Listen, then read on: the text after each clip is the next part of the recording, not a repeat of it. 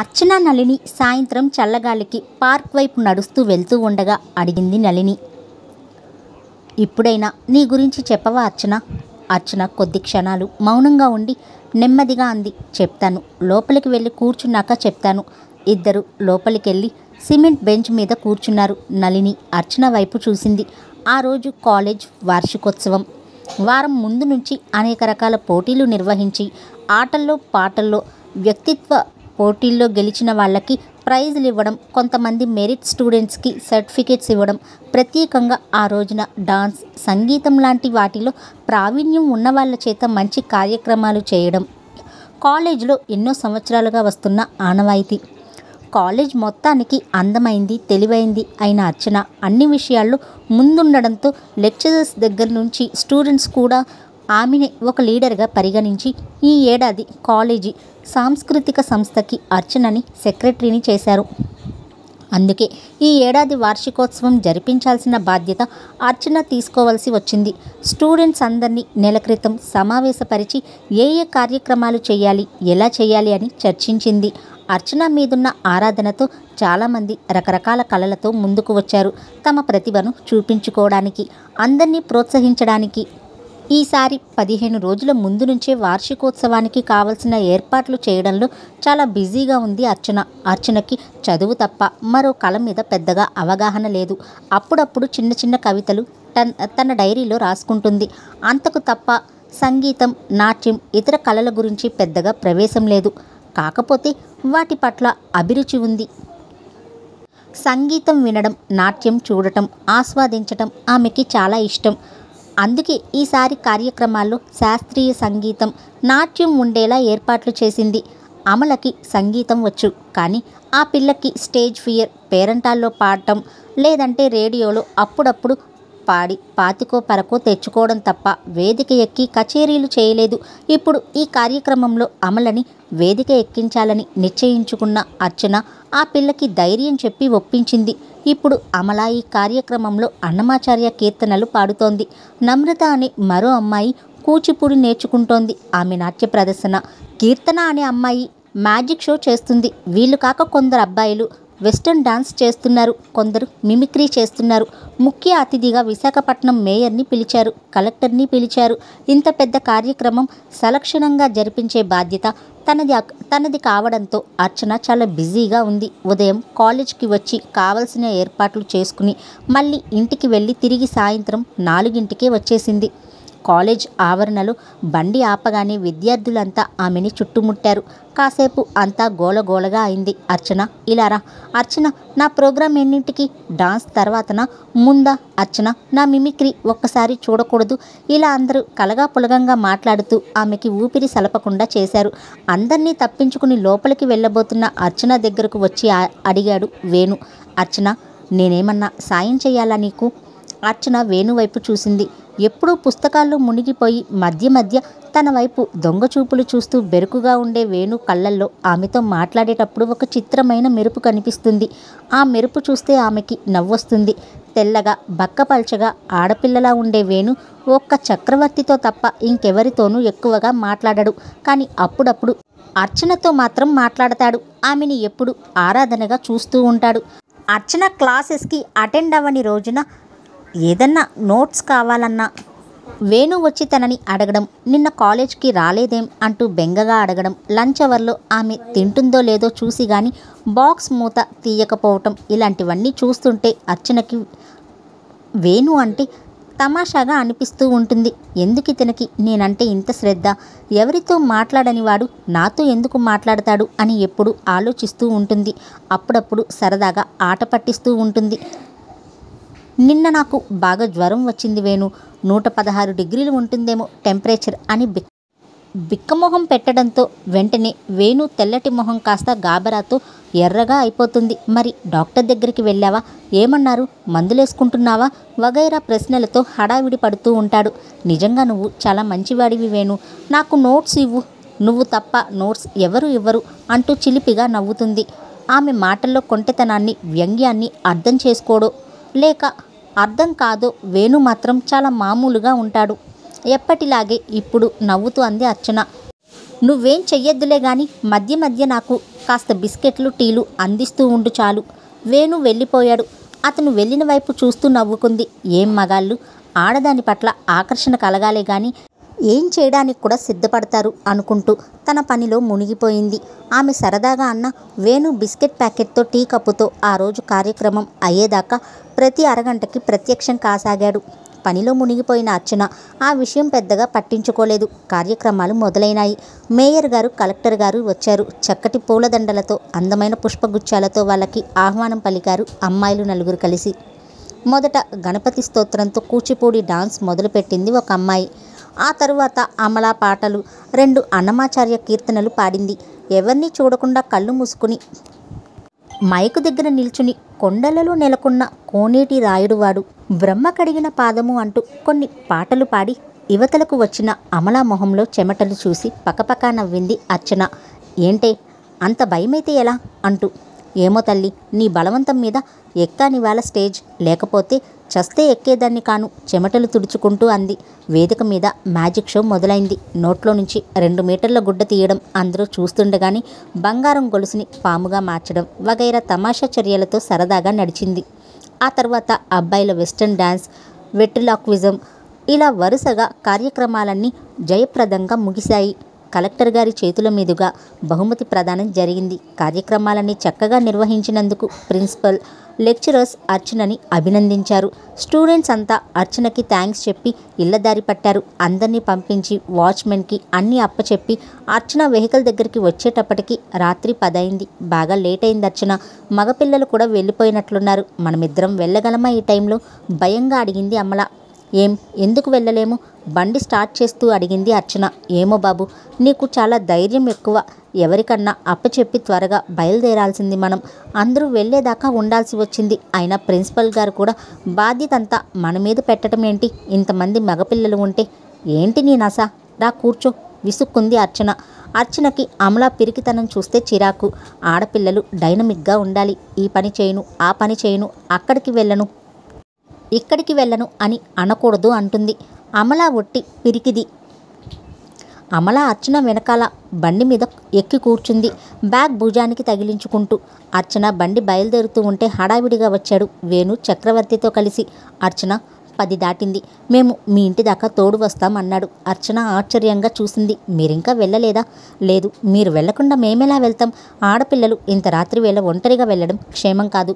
ఎందుకు? పర్వాలేదు, మేం వెళ్ళగలం అంది అర్చన. అమల మెల్లగా అంది. రానివ్వే, కాస్త మగపిల్లలు తోడుంటారు. వద్దంటావేంటి? అర్చన అమల వైపు చూసింది. తిరిగి వేణుని చూస్తూ, మా గురించి వీళ్ళకెందుకింత ఆదుర్దా అనుకుంటూ. ఏం పర్వాలేదు, మీరు వెళ్ళండి, మాకేం భయం లేదు అంది బండి స్టార్ట్ చేస్తూ. అమలాకి ఒళ్ళు మండిపోయింది. ఏంటి దీని ధైర్యం? వాళ్ళంతట వాళ్ళు వస్తానంటే వద్దంటుందేం? మీకు భయం లేకపోయినా మీరు ఒంటరిగా వెళ్తూ ఉంటే మాకు భయం. మాకేం పర్వాలేదు, మేం వస్తాం అన్నాడు వేణు. అర్చన కొంచెం విసుగ్గా చూసింది. ఏంటి వేణు నీ చాదస్తం? అయినా నేను బండి మీద కదా వెళ్తున్నాను, నువ్వెలా వస్తావు? మీరిప్పుడు ఒంటరిగా వెళ్తే వాడు రాత్రికి నిద్రపోడు. మేం మీ వెనకాల జస్ట్ బండి మీద ఫాలో అవుతాం. మీరు గేట్లోకి వెళ్ళిపోగానే వెనక్కి వెళ్తాం అన్నాడు చక్రవర్తి. అమల గబగబా అంది. రండి రండి. అర్చన అలాగే అంటుంది. అర్చన కోపంగా అమల వైపు చూసి మీ కర్మ అనుకుంటూ సరే రండి అంది. ముందు అర్చన, అమల కూర్చున్న బండి, తరువాత చక్రవర్తి, వేణు కూర్చున్న బండి ఒకదాని వెనుక ఒకటి బయలుదేరాయి. రోడ్లన్నీ దాదాపు నిర్మానుష్యం అయిపోయాయి. మెయిన్ రోడ్స్ మీద కార్లు, బస్సులు, స్కూటర్లు తిరుగుతున్నాయి. రామకృష్ణ బీచ్ మీదుగా అర్చన నడిపిస్తున్న కైనటిక్ హోండా రివ్వున వెళుతోంది. గాలికి ఆమె కట్టుకున్న షిఫాన్ చీర కుర్చీలు చిందరవందరగా చిందులేస్తున్నాయి. వేణు చక్రవర్తి భుజం మీదుగా అర్చనని చూడ్డానికి తల అటు ఇటు తిప్పుతూ ఉంటే, అరే సరిగ్గా కూర్చో అంటూ కసురుకున్నాడు చక్రవర్తి. వేణు సర్దుకుని కూర్చున్నాడు. 2 బళ్ళు అర్చన ఇంటి గేటు ముందు ఆగాయి. అమల ముందు దిగింది. అర్చన కూడా దిగి హ్యాండిల్స్ పట్టుకుని వెనక్కి తిరిగి చక్రవర్తి వైపు చూస్తూ థ్యాంక్ యూ, గుడ్ నైట్ అంది. చక్రవర్తి చిరునవ్వుతో మోస్ట్ వెల్కమ్ అంటూ తన మోటార్ బైక్ని రివర్స్ చేశాడు. ఆ రివర్స్ చేయడంలో వేణు అర్చన వైపుకి తిరిగాడు. ఆమె చూపుల్లో చూపు కలిపి గుడ్ నైట్ అన్నాడు. అర్చనకి చిరాకేసిన తమాయించుకుని గుడ్ నైట్ అని తన కెనటిక్ హోండాని అమల గేట్ తీసి పట్టుకుంటే లోపలికి నడిపించుకుని వెళ్ళింది. ఇప్పుడు మనం డిన్నర్ చేయాలి అన్నాడు చక్రవర్తి. అవును పద, ఏదైనా హోటల్కి వెళ్దాం అన్నాడు వేణు. హోటల్ కాకపోతే మనకిప్పుడు ఎవరు వండి వారుస్తారు అన్నాడు చక్రవర్తి బండి స్లో చేసి దారిలో ఏ హోటల్ కనిపిస్తుందా అని పరిశీలిస్తూ. కానీ ఆ సమయంలో అన్ని హోటల్స్, రెస్టారెంట్స్ మూసేసే ప్రయత్నాల్లో ఉన్నారు. 1-2 చోట్ల ఆపి మీల్స్ ఉందా అని అడిగితే లేదన్నారు. చక్రవర్తికి ఆకలేస్తుంది. వేణు మీద విరుచుకుపడ్డాడు. నీ వలన ఈ పూట తిండి లేకుండా మాడాల్సి వస్తుంది. వద్దంటే వినకుండా ఆవిడకి బాడీగార్డ్లా బయలుదేరావు. అబ్బా విసుక్కోకు, ఎక్కడో అక్కడ దొరుకుతుంది, పద ముందు. ఇంకా ఏమన్నా హోటల్స్ ఉన్నాయేమో చూద్దాం అన్నాడు వేణు. నా మొహం ఉంటాయి, మెయిన్ రోడ్లో లేనివి ఎక్కడో మూల ఉంటాయా? ఒకవేళ ఉన్నా ఇవన్నీ వెతుక్కుంటూ వెళ్తావా? లేకపోతే పోనీరా, రూమ్లో ఫ్రూట్స్ ఉన్నాయి, స్వీట్స్ ఉన్నాయి, తిందువు గాని. ఈ పూట ఆడపిల్లల కోసం ఆ మాత్రం త్యాగం చేయలేవా? నీకంత దురదగా ఉంటే నువ్వు చేయి త్యాగాలు. నాకు ఇలాంటి పిచ్చి పైత్యాలు లేవు. ఐఎమ్ వెరీ ప్రాక్టికల్ మ్యాన్ అన్నాడు చక్రవర్తి బండి వేగం పెంచి. చక్రవర్తి, వేణు ఒకే ఊరు వాళ్ళు, ఒకే రూమ్మేట్స్ కూడా. 7వ తరగతి నుంచి కలిసి చదువుకుంటున్నారు. వేణుది సున్నితమైన స్వభావం. చక్రవర్తి ప్రాక్టికల్గా ఆలోచించే వ్యక్తి. ప్రేమ గీమా లాంటి పిచ్చి వేషాలు వేయడం అతనికి నచ్చదు. చక్కగా కట్నం తీసుకుని పెద్దవాళ్ళు చూపించిన అమ్మాయిని పెళ్లి చేసుకోవడమే అతనికి ఇష్టం. కానీ వేణు సంగతి వేరు. వేణుకి అర్చన అంటే పిచ్చి వెర్రి. ఆమె కోసం కైలాసగిరి మీద నుంచి దూకమన్నా దూకడానికి సిద్ధంగా ఉన్నాడు. ఆ విషయం చక్రవర్తికి తెలుసు. అందుకే విసుక్కుంటాడు, ఏంటి పిచ్చి అంటూ. వేణుకి అదేం పట్టదు. ఎవరి పిచ్చి వాళ్ళకు ఆనందం అంటాడు. వాళ్ళు రూమ్కి చేరే దారిలో కానీ చుట్టుపక్కల కానీ ఎక్కడా హోటల్స్ లేవు. మీల్స్ దొరకలేదు. ఉసూరుమంటూ రూమ్ దారి పట్టాడు చక్రవర్తి. రూమ్కి చేరుకోగానే చక్రవర్తి షూ విప్పి గదిలో ఓ మూలకి గిరాటేసి కింద పరిచిన పరుపు మీద చేరగిలపడి, హోటల్స్ అన్నీ మూసేశారు, ఆకలేస్తుంది, నీ వలన ఈ పూట తిండి లేదు అన్నాడు. అబ్బా ఆగరా, 5 నిమిషాలు ఓపిక పట్టు, కడుపు నిండా పెడతాను అంటూ వేణు చొక్కా విప్పి హ్యాంగర్కి తగిలించి కాళ్ళు చేతులు కడుక్కోవడానికి బాత్రూమ్ వైపు వెళ్ళాడు. ఏంటి పెట్టేది కడుపు నిండా అనుకుంటూ చక్రవర్తి కళ్ళు మూసుకున్నాడు. ఆ వేళ జరిగిన కార్యక్రమాలన్నీ ఒక్కసారి కళ్ళ ముందు కదిలాయి. ఎంతైనా అర్చన డైనమిక్ అనుకున్నాడు. వేణు కాళ్ళు చేతులు కడుక్కుని వచ్చి, పోరా నువ్వు కూడా ఫ్రెష్ అప్ అయిరా అన్నాడు. నాకు ఆకలి వేస్తుంది, కడుపులో ఏమన్నా పడితే కానీ లాభం లేదు అన్నాడు చక్రవర్తి లేవకుండా. నువ్వు కాళ్ళు చేతులు కడుక్కుని వస్తే కానీ ఏమీ పెట్టను అన్నాడు వేణు. అబ్బా వీడొకడు విసుక్కుంటూ లేచి బాత్రూమ్ వైపు వెళ్ళాడు చక్రవర్తి. వేణు యాపిల్స్ కడిగి చక్కగా ముక్కలు తరిగాడు. ద్రాక్ష పళ్ళు కడిగి అన్నీ విడిగా తీసి ప్లేట్లో సర్దాడు. స్టీల్ డబ్బాలో ఉన్న కేకు 4 ముక్కలుగా సర్దాడు. మరమరాల్లో కొంచెం నేతిలో వేయించిన శనగపప్పు, వేరుశనగ పప్పులు కలిపి ఉల్లిపాయ ముక్కలు సన్నగా తరిగి కొంచెం ఉప్పు కారం వేసి అన్నీ కలిపాడు. చక్రవర్తి మొహం కడుక్కొని టవల్తో తుడుచుకుంటూ వచ్చి అవన్నీ చూసి, ఏంటిరా బానే జమ చేశావే తిండి, ఎక్కడివి ఇవన్నీ అడిగాడు. తిరిగి పరుపు మీద కూర్చుని యాపిల్ ముక్కలు తీసుకుంటూ. అదే మరి వేనంటే ఏమనుకున్నావు గర్వంగా అన్నాడు వేణు. సంతోషించనులే, ఇంతకీ ఏంటి కదా ఆ పిల్ల వెంట పడ్డావు? వేణు మాట్లాడలేదు. కేక్ తింటూ ఉండిపోయాడు. మాట్లాడవేం, ఇంకా నువ్వు చదువుకోవాల్సింది చాలా ఉంది. అప్పుడే ఇలా ప్రేమ వలలో పడితే మీ అమ్మా నాన్నల ఆశయం నెరవేర్చడం చాలా కష్టం. వేణు నవ్వాడు. ఏం పర్వాలేదు చక్రవర్తి, నాకులాగే అర్చన కూడా ఐఏఎస్ అవ్వాలనుకుంటోంది. అంచేత ప్రేమించినంత మాత్రాన నేను నా ఆశయం మర్చిపోయి పెళ్లి కోసం తప్పిస్తాననుకోకు. కానీ ఎప్పటికైనా నేను పెళ్ళంటూ చేసుకుంటే అర్చననే. కానీ తన ప్రవర్తన చూస్తుంటే నీ పట్ల తనకు అలాంటి భావం ఏమీ లేనట్లు ఉందే. కావచ్చు, ఉండాలని నేను ఆశించను కూడా. కాకపోతే చక్రవర్తి, తెరిచి ఉన్న కవాటాల్లోంచి లోపలికి వెళ్ళడం చాలా ఈజీ. కానీ మూసి ఉన్న కవాటాలను తెరుచుకుని లోపలికి వెళ్ళడంలో ఒక విధమైన థ్రిల్లింగ్ ఉంటుంది తెలుసా. నేను అందగాన్ని కాను, నాకు తెలుసు. అర్చన నన్ను ప్రేమిస్తుందని నాకు నమ్మకం కూడా లేదు. కానీ పెళ్ళి మాత్రం ఆమెనే చేసుకుంటా. నా ప్రేమతో ఆమె మనసును గెలుచుకుంటా. తన కోసం ఎంతకాలమైనా ఎదురు చూస్తా. తన ఆశయం నా ఆశయం నెరవేరడానికి నా సాయశక్తిలా కృషి చేస్తా. ఒక విధమైన ఆవేశంతో చెప్తున్న వేణు వైపు ఆసక్తిగా ఆశ్చర్యంగా చూస్తూ ఉండిపోయాడు చక్రవర్తి. వీడి ఆవేశం ఎంతవరకు సక్సెస్ అవుతుంది అనే ప్రశ్న అతని మెదడులో గిర్రున తిరుగుతుంటే ఆలోచిస్తూ ఉండిపోయాడు. వేణు మాత్రం అర్చన గురించిన కలల్లో తేలిపోతూ కళ్ళు మూసుకున్నాడు. పరీక్షలు పూర్తవగానే హాయిగా ఊపిరి పీల్చుకుంటూ పరీక్ష హాల్ నుంచి బయటకు వచ్చారు అర్చన, నీలిమ, ఇంకా కొందరు అమ్మాయిలు, అబ్బాయిలు. వాళ్లలో వేణు కూడా ఉన్నాడు.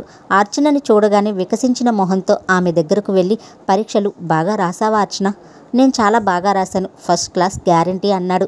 అర్చనకి నవ్వొచ్చింది. గుడ్, కంగ్రాచులేషన్స్ అంది నవ్వుతూ. నువ్వెలా రాశావు? కోర్స్ నాకన్నా బాగానే రాసి ఉంటావులే, నీకు యూనివర్సిటీ ఫస్ట్ వస్తుందని నాకు తెలుసు అన్నాడు. నీలిమ తమాషాగా కళ్ళెగరేసి, ఏంటో వేణు పెద్ద జ్యోతిష్యుల్లా మాట్లాడుతున్నావేంటి? అర్చనకేనా, నాకు రాకూడదా యూనివర్సిటీ ఫస్ట్ అంది రెచ్చగొడుతూ. అర్చనకి తప్ప ఇంకెవరికి వచ్చే అవకాశం లేదులే నీలిమ అన్నాడు మొదటిసారిగా ధైర్యంగా చనువుగా మాట్లాడుతూ. అర్చన చిత్రంగా చూసింది అతని వైపు. బెరుకుగా ముడుచుకుపోతూ ఉండే వేణేనా అనిపించింది ఆమెకి. అర్చన చూపుల్లో భావం గమనించిన వాడిలా అన్నాడు వేణు. మనలో కొందరం ఈ ఏడాది నుంచి విడిపోతాం. వేరువేరు ఆశయాలతో అందరూ వారి వారి దారుల్లో నడిచి వెళ్ళిపోతారు. ఇవాళైనా అందరం మనస్ఫూర్తిగా మాట్లాడుకోవాలి. అందుకే ధైర్యం కూడగట్టుకున్నాను. రండి, క్యాంటీన్కి వెళ్ళి సెలబ్రేట్ చేసుకుందాం అన్నాడు. చీచి, క్యాంటీన్ ఏంటి, మంచి హోటల్కి వెళ్దాం అన్నాడు ఇంకో కుర్రాడు. ఓకే అంటే ఓకే అనుకుంటూ 10 మంది బిలబిల్లాడుతూ కాలేజ్కి కొంచెం దూరంలో ఉన్న హోటల్కి వెళ్ళారు. వేణు నెమ్మదిగా అర్చన పక్కకి చేరి, అర్చన, నేను కొంచెం నీతో మాట్లాడాలి అన్నాడు కొంచెం రహస్యంగా. అర్చన చిత్రంగా చూసింది. ప్లీజ్ అర్చన అభ్యర్థనగా అన్నాడు. అర్చన ఏం మాట్లాడలేదు. అందరూ కట్లెట్స్ తిని కాఫీలు తాగి బయటపడ్డారు. ఎవరి దారిన వాళ్ళు వాళ్ళ వెహికల్స్ మీద బాయ్ చెప్పేసి వెళ్ళిపోయారు. నీలిమ బండి మీద లిఫ్ట్ కోసం ఎదురు చూస్తూ నిలబడింది. అర్చన మౌనంగా కూర్చున్న వేణుని చూస్తూ అంది, రా వేణు, అలా స్కూటర్ పార్క్ చేసిన దగ్గరకు వెళ్తూ మాట్లాడుకుందాం అంటూ పార్కింగ్ ప్లేస్ వైపు నడిచింది. చెప్పు వేణు, ఏంటి ఏదో మాట్లాడాలన్నావు? వేణు పక్కనే ఉన్న ఒక స్కూటర్ మీద పడిన వేప చెట్టు ఆకుల్ని దులుపుతూ మౌనంగా ఉండిపోయాడు. అర్చన కొన్ని క్షణాలు అతని సమాధానం కోసం ఎదురు చూసి అంది, ఆ స్కూటర్ ఎవరిదో, వాళ్ళు క్లీన్ చేసుకుంటారులే, నువ్వెందుకు ఇబ్బంది పడుతున్నావు? నాతో ఏం మాట్లాడాలనుకున్నావో చెప్పు ముందు, నా కోసం నీలిమ ఎదురు చూస్తుంది. వేణు ఆమె మాటల్లో హాస్యానికి కొద్దిగా నవ్వాడు. అతని గుండెల్లో దడగా ఉంది. సినిమాల్లో లాగా, కథల్లో లాగా నిన్ను ప్రేమిస్తున్నాను అర్చన, నువ్వు లేకుండా బ్రతకలేను అంటే ఏవో ప్రేమ కబుర్లు చెప్పే చాతుర్యం అతనిలో లేదు. మనసులో ఉన్నది 2 ముక్కల్లో నిక్కచ్చిగా చెప్పాలని ఉంది. కానీ అతను చెప్పాక అర్చన రియాక్షన్ ఎలా ఉంటుందో ఊహించాలంటే భయంగా ఉంది. అలాగని ఆమెకి భయపడి తను చెప్పదలుచుకున్నది చెప్పకుండా ఉండలేడు. అర్చన కొంచెం అసహనంగా కదిలింది. తల వంచుకుని ఆమె పాదాల వైపు చూస్తున్న వేణు కొంచెం ధైర్యంగా నెమ్మదిగా అన్నాడు, అర్చన, నువ్వంటే నాకు చాలా ఇష్టం. జీవితంలో పెళ్ళంటూ చేసుకుంటే నిన్నే చేసుకుంటా. నువ్వు IAS అవ్వాలనుకున్నావు కాబట్టి నీ ఆశయం నెరవేరడానికి నా సాయశక్తిలా కృషి చేస్తా, నా సహకారం అందిస్తా. కానీ నువ్వు మాత్రం మరొకరిని పెళ్ళాడద్దు ప్లీజ్. అర్చన సీరియస్గా చూస్తూ అంది. ఎవరిని పెళ్ళాడాలో, అసలు పెళ్ళాడాలో వద్దో నిర్ణయించుకోవాల్సింది నేను. ఇకపోతే IPS IAS అవడానికి నీ సహకారం నాకేమీ అవసరం లేదు. నీలాగే ఈ రొటీన్ డైలాగ్ చాలామంది చెప్పారు. అందరినీ నేను పెళ్ళాడలేను కాబట్టి నిన్ను కూడా నేను పెళ్లి చేసుకోలేను. ఈ ఆలోచన మానేసి హాయిగా చదువుకొని వృద్ధిలోకి రా. Good luck, bye. చరచరా వెళ్ళిపోతున్న అర్చనని దిగ్భ్రాంతిగా చూస్తూ శిలలా నిలబడిపోయాడు వేణు. తన కోసం ఎదురు చూస్తూ తన వెహికల్ దగ్గర నిలబడిన నీలిమ దగ్గరకు వెళ్ళి బండి స్టార్ట్ చేసి ఒక్కసారి నిరసనగా వేణు వైపు చూసింది అర్చన. ఆ చూపు పదునైన చాకులా సూటిగా వేణు గుండెల్లోకి దూసుకెళ్ళింది. నువ్వు కూడా నన్ను ప్రేమించే మగాడివా అన్నట్టుంది ఆ చూపు. నీ మొహానికి ప్రేమ ఒకటా అని పరిహసించినట్టు ఉంది ఆ చూపు. వెధవ, నువ్వు నన్ను పెళ్ళాడతావా? ఎంత ధైర్యం నీకు ఆ మాట అనడానికి అన్నట్టుగా ఉంది ఆ చూపు. వేణు అణువణువు అవమానంతో దహిస్తున్నట్టు అనిపించింది. అయితే అప్పుడే అతని మనసులో ఒక బలమైన నిర్ణయానికి నాంది ఏర్పడింది. ఎలాగైనా నిన్ను నేనే పెళ్లి చేసుకుంటాను అర్చన, ఇది నా ఛాలెంజ్ అనుకున్నాడు మనసులోనే. సన్నగా తెల్లగా సున్నితంగా అనిపించే వేణు మనసు కూడా చాలా సున్నితం. కానీ నిర్ణయం చాలా కఠినం. అతను ఒక్కడే కొడుకు కావడం వల్ల అతను కోరుకున్నదేది దక్కకుండా సాగలేదు జీవితంలో ఇప్పటిదాకా. అలాంటిది జీవితంలో అతి జీవిత భాగస్వామిగా తను కోరుకున్న అమ్మాయి కాక ఇంకొకరు కావడానికి అతని మనసు అంగీకరించడం అసాధ్యం. ఆ క్షణంలో ఆ నిర్ణయం తీసుకోవడానికి అర్చన మాటలు బాగా దోహదం చేశాయి. నిశ్శబ్దంగా అక్కడి నుండి వెళ్ళిపోయాడు. వేసవి సెలవులు అయ్యాక మళ్ళీ కలవదా? ఎక్కడికి వెళ్తుంది తను?